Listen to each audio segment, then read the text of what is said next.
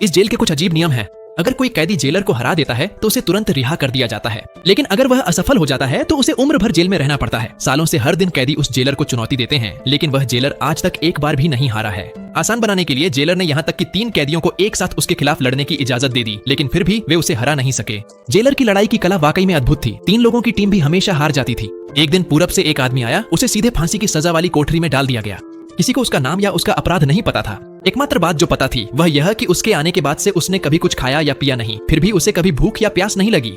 एक कैदी ने उससे पूछा, तुम ना तो खाते हो और ना ही पीते हो, तुम अब भी कैसे जिंदा हो? उसने शांत स्वर में जवाब दिया, मैं पूरब के सूरज से जीता हूँ। वह हर दिन कड़ी मेहनत से अभ्यास करता था। एक कैदी जो नकाब पहने था वह तो बेपरवाह दिख रहा था, लेकिन दूसरा कैदी, एक बूढ़ा सफेद बालों वाला आदमी, उसकी कड़ी मेहनत को बहुत दर्दनाक महसूस कर रहा था। उसने कहा, गुरुजी, कल कोई और तरीका आजमाइए। अब मेरा दायां हाथ बाएं हाथ से ज्यादा मजबूत हो गया है। अगर मुझे एक और घूंसा पड़ा तो मैं सीधा स्वर्ग पहुंच जाऊंगा। उस कोठरी में तीनों कैदी सच में एक ही जंजीर से बंधे हुए थे।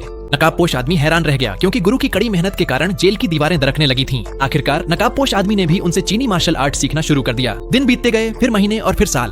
सफेद बालों वाला कैदी आखिरकार चुप और कमजोर हो गया। जब पहरेदार उसकी अंत्येष्टि की तैयारी के लिए आए तो उन्होंने गलती से गुरु की जंजीर भी खोल दी। उस मौके को देखते ही नकाबपोश आदमी तुरंत हरकत में आ गया। गुरु के साथ मिलकर उन्होंने बाकी बची जंजीरें तोड़ दी।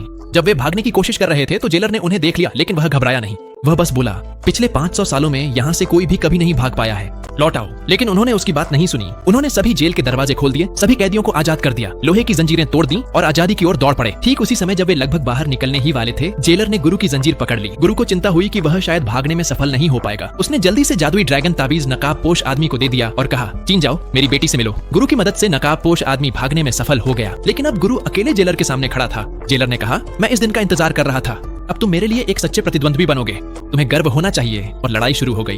गुरु ने हमला किया, जेलर ने बचाव किया और पलटवार किया। दोनों की लड़ाई बेहद जबरदस्त थी। हर बार बराबरी का था। जेलर ने फिर से भागने से रोकने के लिए अपनी कमर में जंजीर बांध ली। लड़ाई और भी ज्यादा तीव्र हो गई। कुछ समय बाद जेलर ने स्वीकार किया कि गुरु उसका सबसे ताकतवर प्रतिद्वंद्वी है।